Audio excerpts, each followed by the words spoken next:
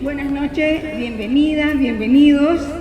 Es la última noche del ciclo de conversaciones con la historia, el quinto evento de este espacio que empezó hace como un mes más o menos y ha pasado de ser conversaciones con la historia, conversaciones de la historia, sobre la historia, la historia en conversaciones. Entonces ahora tenemos el placer de presentar a don León Bieber. Él es un escritor, él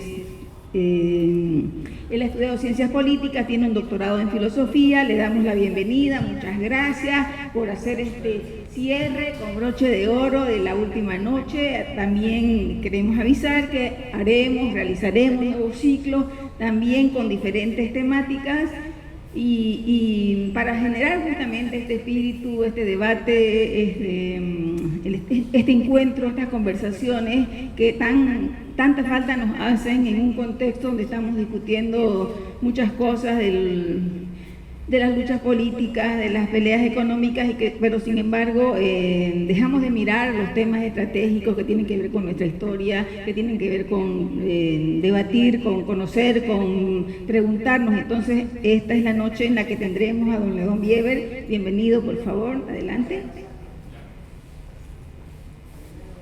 Mario Talavera también va a acompañar. Pase, don León. Ya saben los que nos han estado acompañando. Primero, gracias, Sanabria. No, mentira, Carmen Elena. Me suena tan raro que le digan Carmen Elena.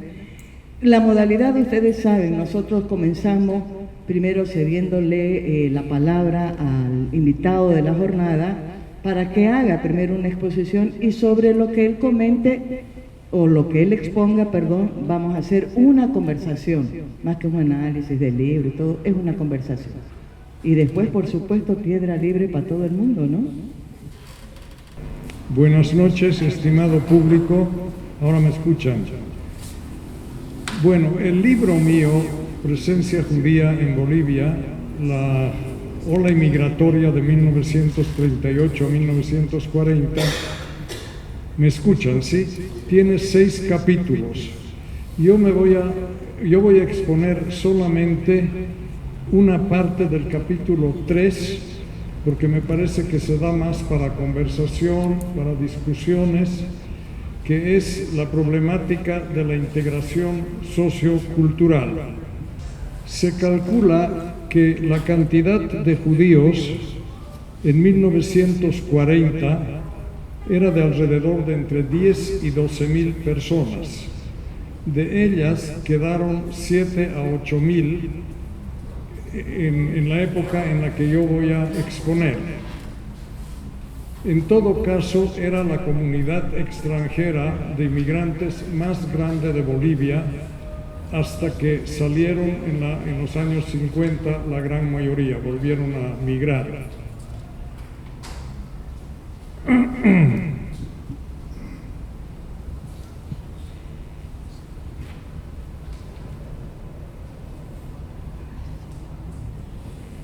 Me voy a referir en primer lugar al rechazo que hubo, ¿me oyen todavía? Porque no, que hubo al rechazo de estos inmigrantes judíos, luego la actitud que tomó la República de Bolivia al ser gobierno, la población, etcétera, frente a la inmigración y finalmente el éxodo. Respecto al rechazo, muchos propietarios de hoteles anunciaron que no iban a aceptar a judíos, cito textualmente, sucios en sus hoteles. El rechazo también se hizo o se expandió en diversos órganos de prensa, sobre eso doy ejemplos en mi libro. No pocas familias de la oligarquía, que era un grupo muy pequeño hacia 1938-1940, tuvo contacto alguno con la población judía, no porque eran antisemitas, sino sobre todo que eran profundamente católicos. Entonces no querían tener mayor relación con la población judía. Además, para mucha gente de la oligarquía, quizás para la mayoría de ellas, fue chocante que gente blanca se dedicara a labores manuales, sea como obreros de construcción, plomeros, electricistas, carniceros, camioneros, lavanderas o en calidad de mucamas en los propios hogares de las familias. Eso para la élite de la sociedad era algo inconcebible que gente se dedicase a esas cosas. En cuanto a la presencia alemana luterana, la inmensa mayoría de los alemanes eran luteranos. Si bien jugó un papel en la difusión del antisemitismo, en ningún caso fue su causa principal. La razón determinante para el malestar con la población judía o con los inmigrantes judíos tuvo una genuina raíz popular urbana, abarcando desde miembros de la clase más pudiente hasta estratos medios bajos. Y fue a partir de aquel malestar que empezaron a desarrollarse actitudes xenófobas y finalmente un claro carácter antisemita. Entre otros de importancia secundaria, este sentimiento se originó en tres factores fundamentales. Primero, sobre todo en el hecho de que en vez de dedicarse a labores agrícolas, para lo cual Bush les había abierto las puertas del país, los inmigrantes pasaron a desempeñarse en el pequeño comercio y en la reventa de mercaderías, sobre todo en las principales ciudades.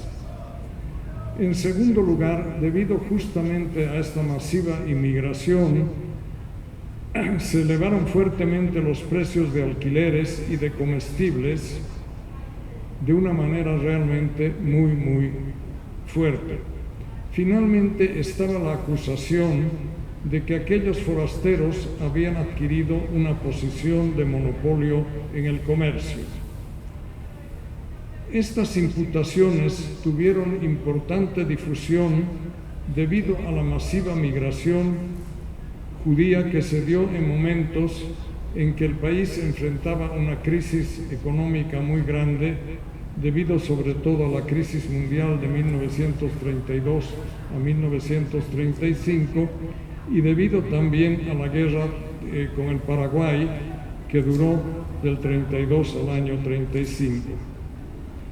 Cabe agregar que en los años inmediatamente anteriores y posteriores a la masiva llegada de los israelitas en Bolivia, surgieron partidos políticos inspirados sea en la Falange española o en el nacionalsocialismo alemán.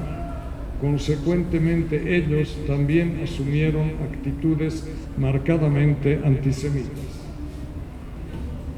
¿Cuál fue la consecuencia de toda esta situación? Los judíos empezaron a desarrollar una vida comunitaria autocentrada, la cual constituyó un obstáculo adicional para su integración, lo que básicamente posibilitó y facilitó enormemente el surgimiento y fértil desarrollo de esta vida fue, por un lado, su marginalización en el seno de la República y por el otro, su cantidad. 7 a 8 mil personas fácilmente pueden constituir una propia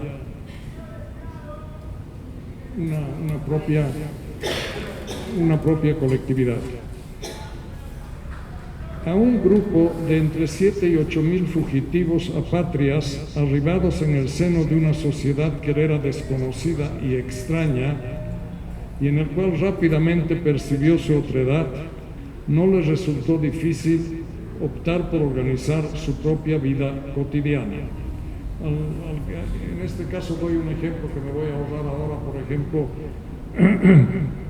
en Cochabamba, en Punata concretamente, donde se reunieron 25 familias judías que venían de Arani, de Clisa y de Tarata.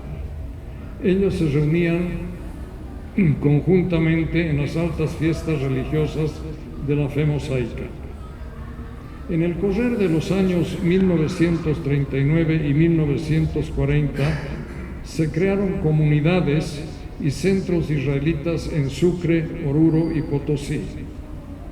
Dada su heterogeneidad, la cantidad incluso les permitió darse el lujo de contar con un círculo, una comunidad, una federación, una asociación, un club deportivo, diversas congregaciones religiosas, varias agrupaciones políticas y 3 grupos teatrales en las ciudades de Cochabamba y de La Paz, conformando de este modo un abanico de subculturas alrededor sea del idioma, de la nacionalidad, de la liturgia o de la orientación ideológica.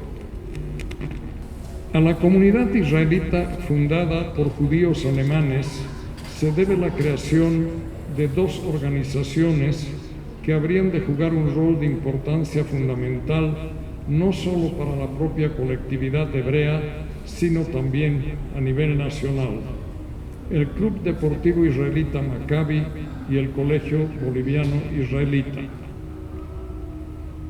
La derrota de la Wehrmacht alemana en Stalingrado a comienzos de 1943, hito que marcó la caída del Tercer Reich, la presencia del presidente Peñaranda en el acto conmemorativo que realizó la colectividad judía en La Paz el 1 de noviembre de 1943 con motivo del 5º aniversario del pogromo antijudío de 1938 en Alemania, y el hecho que no se permitió más presentar mociones de claro tinte antisemita en la Cámara Baja del Parlamento marcaron un cambio hacia una mayor tolerancia y convivencia con grupos judíos en el país. ¿Cuál fue la actitud de la República de Bolivia frente a la inmigración judía llegada al país entre 1938 y 1940? En cuanto a la población, la hospitalidad fue mayor en las ciudades donde el número de israelitas era reducido y bien o muy bien vistos eran médicos, académicos, artistas y personas que trabajaban en centros agrícolas o mineros. En grado menor también lo fueron artesanos. No hay duda que, a diferencia de lo acontecido sobre todo en la ciudad de La Paz, los judíos que se radicaron en las ciudades de Santa Cruz de la Sierra y de Sucre fueron aceptados y hasta bien vistos. En el caso de aquella de Santa Cruz, ciertamente jugó un papel el hecho que una cantidad muy reducida pasó a residir en ella, pero también debido a que contaba con una población mucho más dispuesta a ver con buenos ojos al inmigrante europeo y poca propensa al antisemitismo. Respecto a Sucre, aparte del hecho que tampoco en esta se radicó una cantidad numerosa de judíos, fue determinante el que a ella llegaron muchos profesionales, sobre todo médicos, así como varios catedráticos, maestros, músicos y en cantidad bastante menor abogados. Prácticamente, sin excepción, ellos fueron bien recibidos por la cerrada élite de la ciudad y en no pocos casos llegaron a establecer relaciones sociales entre miembros de esta y los inmigrantes. La actitud del gobierno se movió entre aceptación, actitudes ponderadas y claro rechazo. En cuanto a la actitud ponderada, en junio de 1940, el ministro de Agricultura se mostró impresionado por el hecho que el proyecto de colonización judía en el norte de los Yungas había comenzado. Sin embargo, y a su vez, solicitaba de un importante miembro de la Sociedad de Protección a los Inmigrantes Israelitas hacer todo lo posible de alejar a los inmigrantes de las calles y absorberlos en ocupaciones que no instiguen antisemitismo. Un número relativamente grande de salas de baile y lugares de entretenimiento creado por los judíos han sido establecidos y en el transcurso del tiempo causado escándalo. Respecto al éxito, cabe primero aquí una aclaración. La inmigración alemana luterana, la de japoneses, la de árabes y la de menonitas, fue voluntaria. Ellos llegaron a este país porque pensaban que su vida iba a mejorar en él, su vida económica y su vida en general. Respecto al éxodo, al éxodo de los judíos, no hay que olvidar, como lo ha expresado muy bien el historiador boliviano Alberto Crespo, no hay que olvidar que la inmigración judía fue una migración obligada. Ellos no eligieron Bolivia, tampoco habían elegido dejar sus respectivas patrias. Vinieron a Bolivia porque este país les dio facilidades y nada más. En Europa no estaba en la mente llegar a un país tan difícil, tan inaccesible, tan recóndito, tan desconocido. Fin de la cita. Del amplio mosaico de causas al respecto se desprende la dificultad de determinar la razón del éxodo en relación a cada individuo. Solo en los porcentualmente pocos casos de aquellos que retornaron a sus países de Europa Oriental debido a sus convicciones políticas, o los que se fueron a Palestina e Israel por su adhesión al sionismo, obtenemos respuestas claras por qué ellos emigraron.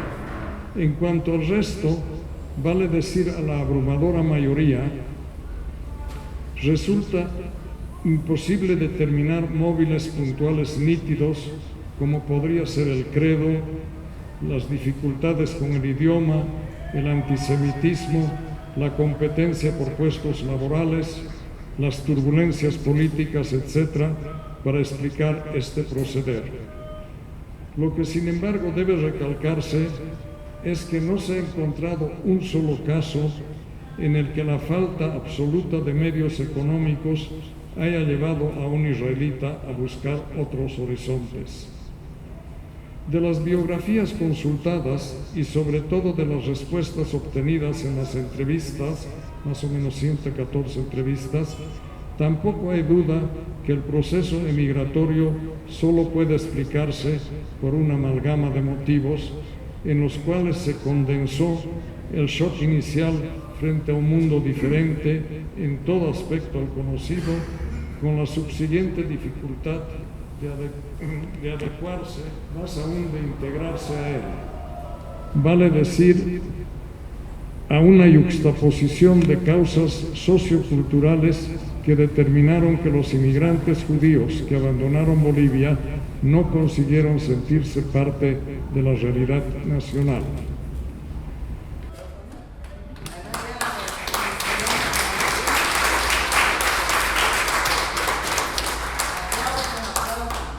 Claro, lo primero que le quiero preguntar a León es, lo primero que uno se pregunta es ¿por qué Bolivia fue uno de los pocos que le abrió las puertas? Todo el mundo le cerraba, ¿no? Ya hemos visto el periplo que han tenido que hacer para poder encontrar un lugar donde asentarse con la familia. No sé si es en este libro, yo me voy a confundir, o es en el otro, donde deja entrever que esa posibilidad se dio básicamente por influencia de en Bush, que fue como el que lo animó y lo convenció de que abriera las puertas. Alemán judío, Hoshi, vale la pena decirlo también, ya estaba aquí, ya era un hombre de poder. Entonces, mi primera pregunta es, ¿efectivamente fue eso?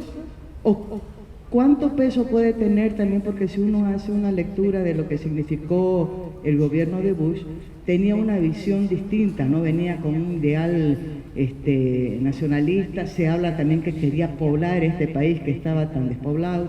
Se habla también que tenía un interés de modernizar o de alentar un sector que era poco explotado, que era el sector productivo. ¿Cuál de las dos provocaciones o motivos usted cree que que ha sido de verdad lo que abrió esa puerta? Bush puso una condición.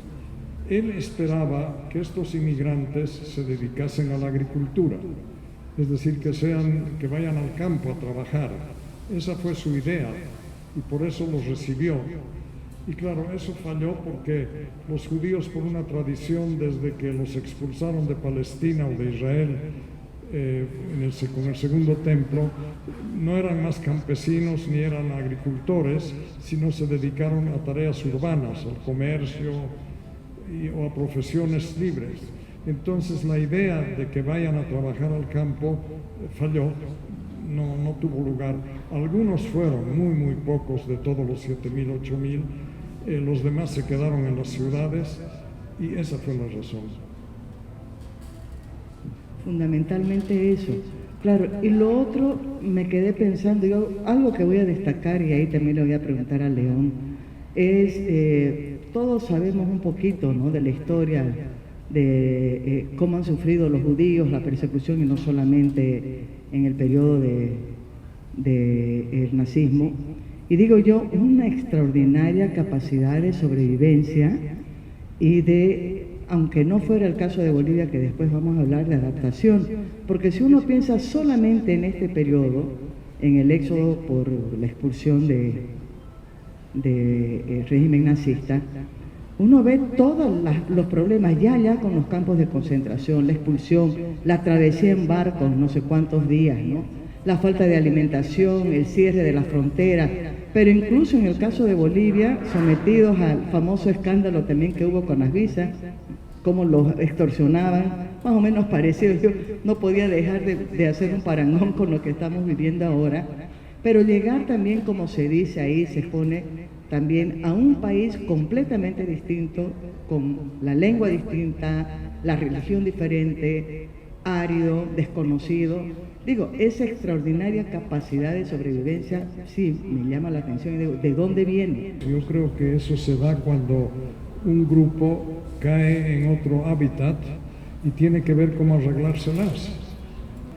Otros pueblos también que tuvieron que migrar y cayeron en otros hábitats también tuvieron ese problema y tuvieron que adaptarse de alguna manera, pienso, no sé. Claro, lo otro también que he visto ahí, estaban entre la espada y la pared, tanto los ricos como sectores populares lo miraban con desconfianza a los judíos que habían llegado. Digo con una diferencia, porque lo que uno ve es que hasta por el caso de Hochschild, la gente que tenía mucha plata, la oligarquía, también vio en esta masa de gente que era gente formada, una mano de obra cualificada y barata en su momento, porque nadie les daba trabajo y ellos sí podían. El caso de Hochschild con las minas, sí, abriendo escuelas, pensando en otras cosas, pero también sacando un beneficio, por supuesto, de eso.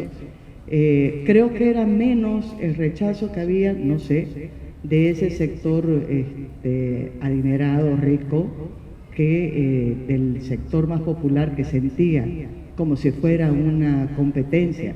Y digo que a veces también, bueno, no había la posibilidad de hacer esa consideración en el momento.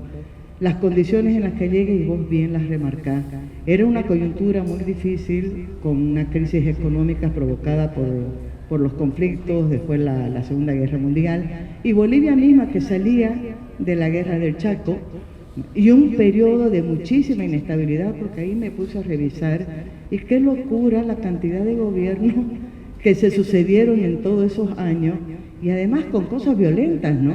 Para mí, asesinato de Herman Bush, otros dicen que suicidio, Después viene el derrocamiento de Gualberto Villarreal con la muerte violenta que fue. Entonces, la gente que vino con esa expectativa de tener una vida mejor, también no vivió en los mejores momentos, al margen de todos los problemas que tuvo de enfrentar a la gente. Digo, esta inestabilidad en lo económico, en lo político, también fue determinante.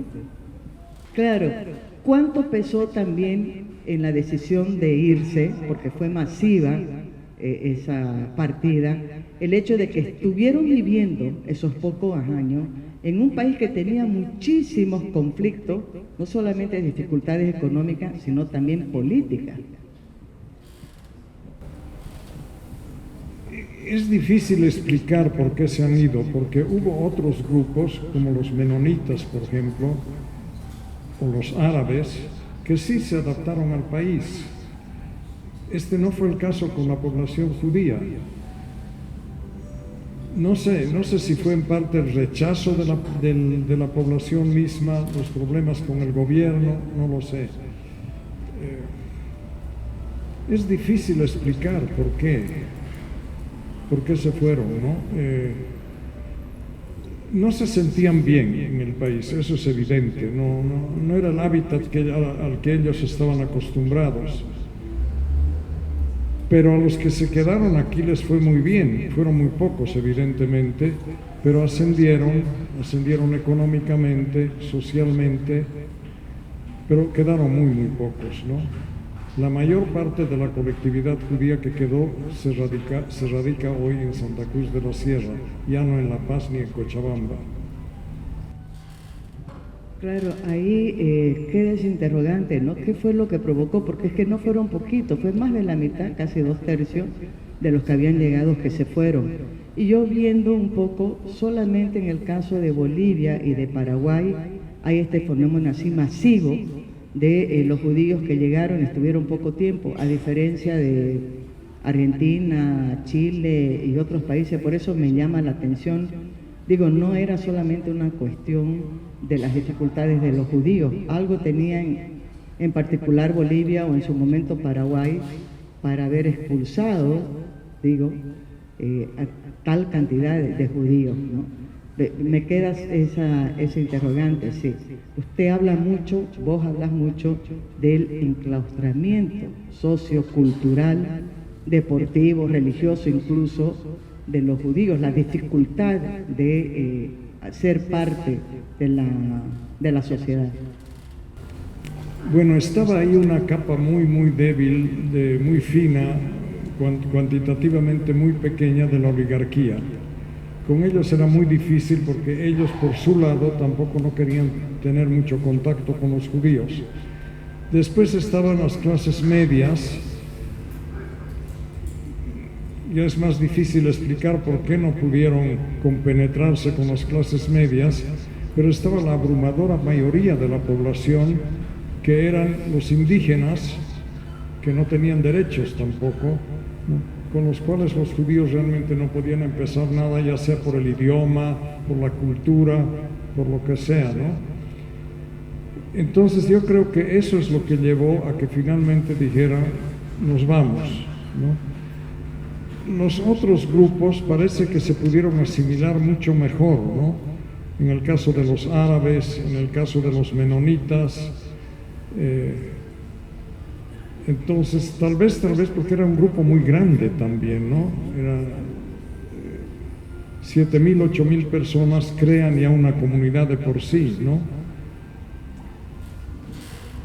Claro, creo que en el caso de los menonitas más bien uno puede decir, si hay una de las migraciones más cerradas es esa, ¿no? Ahora es que uno los ve un poquito en las calles, pero yo recuerdo hace unos 20, 30 años que me tocó hacer un reportaje, era difícil entrar a las comunidades menonitas, pero bueno, ese es otro tema. Sí, algo que también me llama muchísimo la atención, ahí yo veo una contradicción muy grande. Primero, la gran capacidad de organización que han tenido para poder hacer esta cadena de ayuda.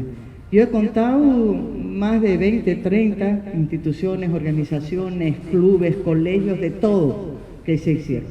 Pero también es muy notorio la gran confrontación y animadversión que había entre los propios judíos. Los judíos que venían de Alemania, los que venían de Polonia, o los judíos que estaban antes del 37 y los que llegaron después. ¿Por qué tanta confrontación entre una comunidad que incluso necesitaba estar más bien cohesionada y tenía esta capacidad de ayuda, de solidaridad, como lo han demostrado a través de las organizaciones que crearon? Bueno, yo pienso que los judíos no son ángeles. Entonces ellos, igual que cualquier otro pueblo, tienen sus aversiones, su política de discriminación. Yo lo he sufrido en mi propio hogar. Mi padre no quería por nada del mundo que yo tenga contacto con judíos de Europa Oriental, porque según él, ellos no tenían cultura alguna. Hablaban una lengua que no era un idioma para él, hablaban yiddish y no alemán, ¿no? Entonces, la discriminación yo creo que existe en todos los países y en todos los pueblos, ¿no? La aversión que tenían los judíos alemanes contra los judíos polacos, se entiende que los judíos alemanes se consideraban, igual que los alemanes, de una cultura superior, y a los de Europa Oriental los consideraban de cultura inferior, ¿no? Entonces decían, con ellos no tenemos por qué tener contacto, como les dije, a tal punto que mi padre no quería que yo tenga contacto alguno con hijos de familias de Europa Oriental. Claro, ahí lo que a veces cuesta es situarse, pues, ¿no?, en el momento, cómo era todo tan diferente, cómo las diferencias también eran muchísimo más marcadas. Me llama la atención sobre todo una de las organizaciones que creo que ha sido la más fuerte, León, vos me vas a decir o no, que fue la Sociedad de Protección a los Inmigrantes Israelitas. Una capacidad extraordinaria, digo, desde el tema de dar crédito para que puedan comenzar. ¿De dónde era esa estructura, ¿no? ¿Cómo consiguieron, si era un pueblo perseguido, un pueblo menospreciado en muchos países, cómo tuvieron esa fortaleza? ¿De dónde venía esa capacidad financiera para poder otorgar? Pues no fueron pocos créditos, ¿no? Bueno, la mayor parte del dinero vino de los Estados Unidos, ¿no? Ellos le dieron a la Sociedad de Protección para los Inmigrantes Israelitas capital. Ahora, la idea de ellos era darles crédito, es decir, no regalarles el dinero, sino darles crédito para que devuelvan el dinero y de esa manera se lo pueda reembolsar a los Estados Unidos. ¿En qué medida eso sucedió? No he podido constatarlo ni analizarlo, ¿no? Me imagino que en poca cantidad pasó eso, pero el dinero vino básicamente de los Estados Unidos, ¿no? El aporte lo dieron judíos de los Estados Unidos. Porque la verdad que extraordinaria la capacidad de esta institución de Sopro para haber logrado tener esa cadena de crédito y tener, ¿no?, rotación, de lograr que le paguen y ver dónde iban a poner. Tenía mucha... Vos has tenido la capacidad de rescatar también muchísima documentación que permite ver eso. Una más, porque sí, lo interesante es que la gente que está acompañándonos participe. Hay ahí un dilema y dos lecturas distintas entre quienes creen que fue poco lo que dejó la migración de los judíos en Bolivia, a diferencia de los japoneses, de los italianos, sobre todo incluso de los alemanes, y hay quienes sostienen, es el caso tuyo, León, de que no, de que hubo mucha, que dejó un legado muy importante. Y cuando digo quienes creen que dejaron poco, está citado además en el libro, son entrevistas que ha hecho León. Me dio mucha risa que la va a contar la anécdota, por favor, de Lechín, ¿no? Pero Hans Hitler, una de las personas que lamentaba que los judíos hubieran dejado tan poca cosa. Los Amigos del Libro es una de las que destaca, pero después nada más. No, yo creo que hubo un aporte bastante grande, ¿no? Empezando, por ejemplo, por la editorial Los Amigos del Libro, ¿no? Que Creo que hoy ya no existen los Amigos del Libro, pero en su época era la editorial más grande del país, ¿no? Después médicos, abogados, no, hubo, yo creo que dieron un aporte, sobre todo a las clases medias, ¿no? Y la última, abrimos para el público. Solamente un comentario, yo se lo expuse también a León en una charla que tuvimos previa. A lo largo de todo el libro, León se refiere a Bolivia como el país andino. Claro, me imagino que en su momento, sí, era La Paz, Cochabamba y Sucre, y parar de contar. Santa Cruz, ni idea, no existía prácticamente en el mapa. Pero ya cuando has hecho el libro, estamos hablando de los años 90 y 2000, ya era otra mirada, ¿no? ¿Por qué país andino a lo largo de todo el libro, León? Un error. No, es por eso, porque la vida económica y política del país por muy largo tiempo estaba concentrada en el occidente. Santa Cruz y el oriente recién surgen en los años 50 y debe ser por eso, pero está mal, no es correcto no decir país andino, porque hoy no lo es definitivamente. Buenas noches. Yo, primero sobre los aportes, el aporte de la migración judía. Yo creo que bastaría decir que aportó con el cosmopolitismo. El cosmopolitismo es una cosa invalorable para el desarrollo económico. Imaginémonos cuál es la diferencia justamente de los países que recibieron migración a los que no lo recibieron. Con eso creo que decirlo. Pero respecto a por qué se fueron, el mismo libro da otras explicaciones. Claro, nos duele que se vayan, es como si vinieran a nuestro cumpleaños y se va a media fiesta la gente, nos sentimos abandonados, nos duele, pero es explicable porque lo dice el libro, no lo digo yo, lo dice el libro de que acabada la guerra, 45, una gran cantidad de gente que era política, que era militante de los comunistas, socialistas, tenían por hacer en sus ciudades, en sus países mucho, entonces vuelven. Y nombra dos casos de funcionarios que inclusive llegan al rango de secretario de Estado, de ministerios. O sea que tuvimos personajes acá viviendo, políticos de nivel. Y después del 45, la otra migración que sucede de los 60 a los 80, 60 a 75, ya es la que busca nuevos horizontes, porque la economía, porque la crisis económica del 56 con el MNR, era como para que se vayan. Había otros lugares donde irse. No vamos a negar que también nosotros nos vamos a Japón, nos vamos a España a trabajar, buscando mejores cosas. Eso quería decir que está su explicación, pero de todas maneras yo estoy muy agradecido a esa migración, nos hizo falta. Y complemento el por qué se van. Está demostrado con muchos números de que la colonia Okinawa, por ejemplo, emigró a Brasil y Argentina casi un número de un 60%. O sea que Bolivia siempre le ha costado ofrecer oportunidades para los migrantes, pese a nuestro anhelo de recibirlos.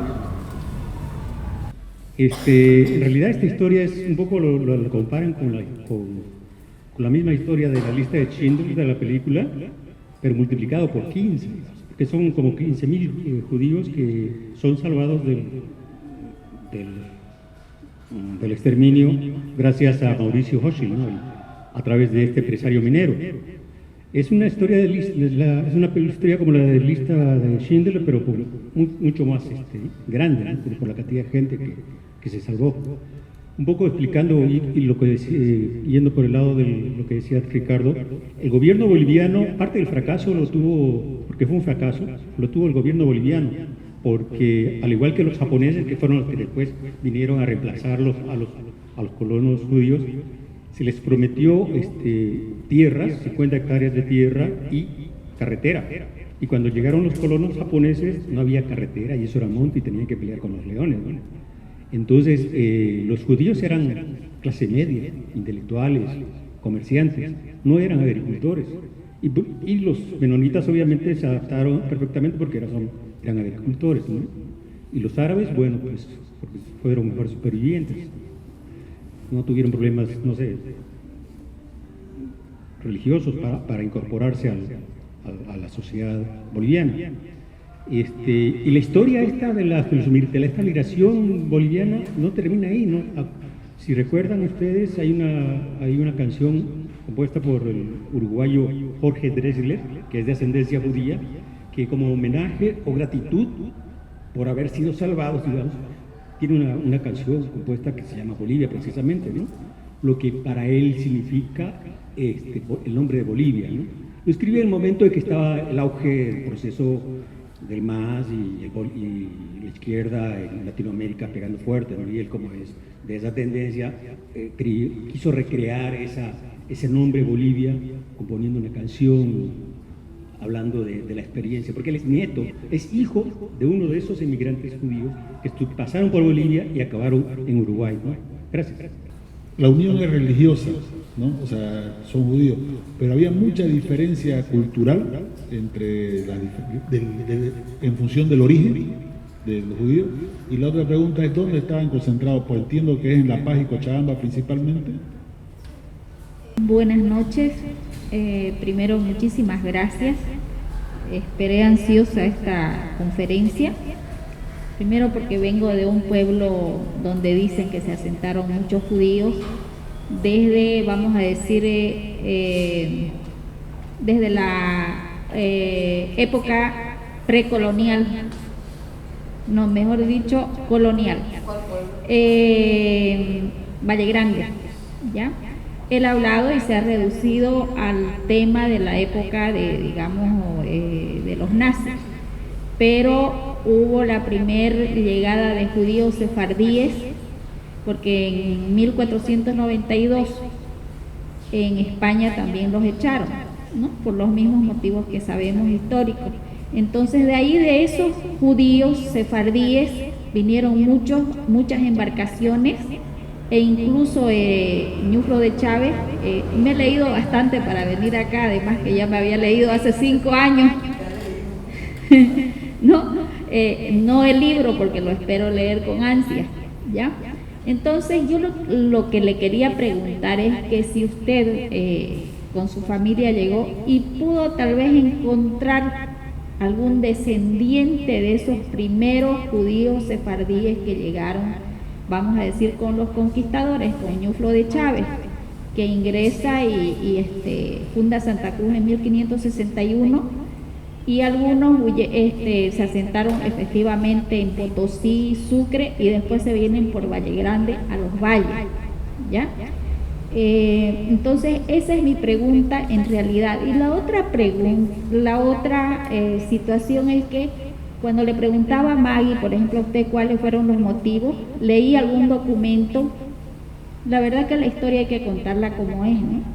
Eran unos documentos de Estados Unidos, escritos en Estados Unidos y México.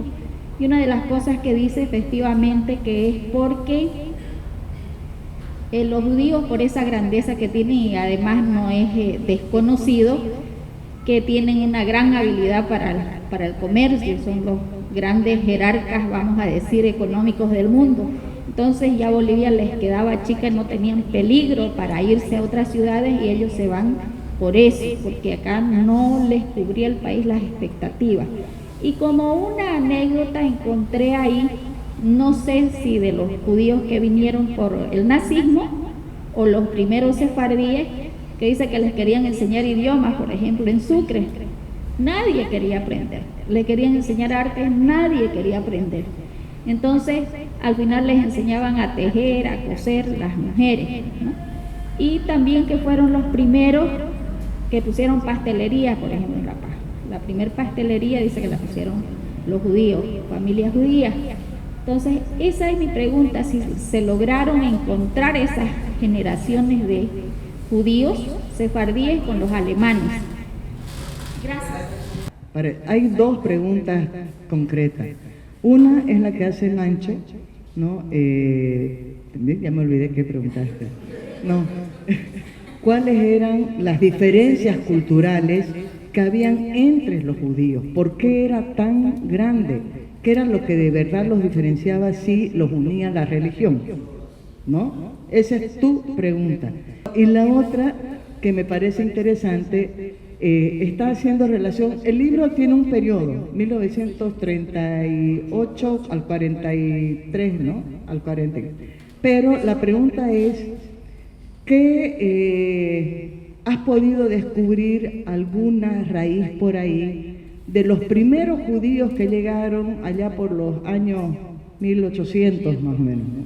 y que quedaron en Valle Grande? A la frontera, pero sobre todo la curiosidad es, ¿soy o no, tengo o no sangre judía? Va a decir. No, mentira.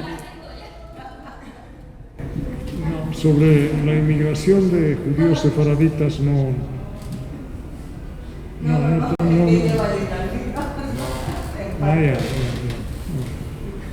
sé, no tengo idea. Y la otra pregunta es, los judíos alemanes muy rápidamente se emanciparon, se integraron, aprendieron el alemán, ¿no? Y desarrollaron entonces una cultura prácticamente parecida a la del país en el que vivían. En cambio, los judíos de Europa Oriental vivían en guetos todavía, muy cerrados, hablaban yiddish entre ellos, ¿no? Y entonces no tenían ese desarrollo cultural que tenían los judíos alemanes. De ahí también la discriminación, ¿no? Que los creían inferiores los judíos alemanes. Esa es la razón, ¿no? No consiguieron emanciparse los judíos de Europa Oriental, salvo excepciones naturalmente, y vivían entre ellos en sus guetos, y no lograron asimilarse a la población como lo hicieron los judíos alemanes en Alemania, ¿no? Esa es la razón. Y después otra cosa que tenían los judíos era disciplina, una disciplina férrea, ¿no? A la que no estaba tan acostumbrado el boliviano de aquel entonces. Entonces les ayudó mucho, ¿no? A levantar negocios y a desarrollarse. Yo conozco a la hija de Hans Hiller. Entonces, no sé, o sea, y no lo he leído el libro, pero me parece curioso, o sea, ¿cómo le puedo decir? Veo que hay mucha humildad de parte de Hans Hiller porque él sí aportó bastante. Entonces, eso me gustaría, no sé si está en el libro o no, pero yo lo que sé es que él era un filántropo. Entonces, eso, si no está en el libro, me gustaría que esté, digamos, ¿no? Eso es lo que yo sé. Algo que tal vez hay que añadir al aporte de los judíos es la increíble presencia en el deporte. Por ejemplo, el Chacaltaya, el nevado de Chacaltaya fue creado por judíos, 2 judíos que eran esquiadores, y ellos montaron esa cabaña en Chacaltaya, ¿no? Y fueron los grandes esquiadores. Después en el atletismo también descollaron, ¿no? Entonces el aporte de ellos en el campo del deporte es también muy, muy grande. No sé si mi apreciación es correcta, por eso se la voy a plantear. Tengo la impresión que los judíos que venían de Polonia eran judíos, pero practicaban un judaísmo bien tradicional, digamos. Mientras que los judíos que venían de Alemania, probablemente muchos ya no practicaban el judaísmo, o sea, eran judíos, digamos, étnicamente o racialmente, como dirían los nazis, pero ya no tenían la práctica de las tradiciones judías, de la religión judaica. ¿Me equivoco? ¿No sería ese un elemento de diferenciación importante? Los judíos alemanes tendían más a asimilarse con el país en el que vivían. En cambio, los judíos de Europa Oriental vivían muy cerrados entre sí, ¿no? Eso se nota muy bien en La Paz. Los que conocen La Paz seguro se han dado cuenta que había un círculo israelita. Ese círculo israelita era de judíos polacos. En cambio, los judíos alemanes tenían otra institución totalmente separada del círculo israelita, ¿no? Eran muy diferentes los dos. ¿Quiere que conté la historia de su familia como ejemplo? ¿Ejemplo de qué? Que eran más alemanes que Ah, sí, pero ya lo dije, ¿no? que le prohíban al hijo tener relación con hijos de familias polacas, porque no tienen cultura. En términos políticos, la perspectiva, la posición ideológica de la colectividad no era uniforme. Seguramente han dicho acá que habían socialdemócratas, ateos, de izquierda. También es interesante si se puede recuperar como un aporte a la cultura política y al proceso político que vivía el país, de todas maneras también bastante convulso, ¿no? Convulsivo, la década de finales del 30, de la década del 40. ¿Qué diferenciaba o qué característica ideológica de la colectividad se podría destacar? Carmina está planteando algo que me parece interesante y tiene que ver con ya el aspecto político. No es solamente una cuestión de aporte, sino cuál ha sido, qué marcaba en esa comunidad judía la ideología, si tenían, como habían comunistas, socialistas entre los judíos, si eso tuvo o no una influencia en la política boliviana. La mayoría no quiso participar, pero algunos sí participaron en partidos políticos, ¿no? Pero muy pocos participaron en la política boliviana, muy pocos. Vivían muy autocentrados. Hasta el día de hoy prácticamente no participan mucho en la política. ¿Por qué? No puedo explicarlo. Yo le iba a molestar porque no es un buen negocio, iba a decir. Porque no es un buen negocio, iba a decir.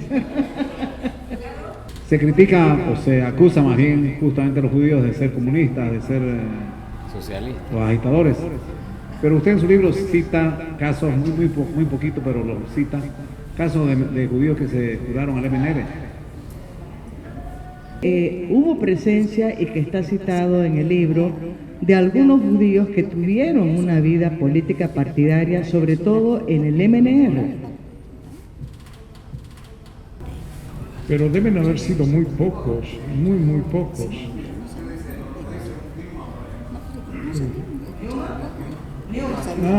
Juan Luis Neumann, sí, que en paz descanse. Bueno, él era un caso especial, ¿no? Además, Juan Luis Neumann tenía un padre judío, que fue padrino mío, y una madre protestante. Entonces era un híbrido, en realidad. Es un caso excepcional, Juan Luis Neumann. No, mi padre tenía un problema muy grande con eso de la obra alemana. Él era kinesiólogo y tenía ¿cómo se llama? Un consultorio privado. Y claro, por ejemplo, para hacer ultrasonido, él necesitaba calentar agua. Entonces el agua estaba caliente, pero no el paciente. Entonces, tenía un problema muy grande con eso mi padre, ¿no?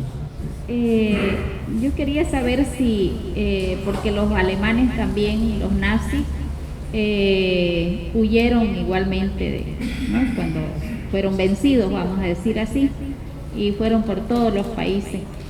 ¿Usted no ha encontrado a alguien que les relate que en La Paz o acá en Bolivia se hubieran encontrado un judío con un alemán nazi? Y si conocer alguna historia, algún testimonio de un encuentro entre un judío y un nazista, alemán, ambos dos. Ese aspecto lo trato bastante en mi libro, ¿no? Hubo muchas relaciones entre judíos alemanes y no al principio, pero después de la Segunda Guerra Mundial sí hubo muchas relaciones.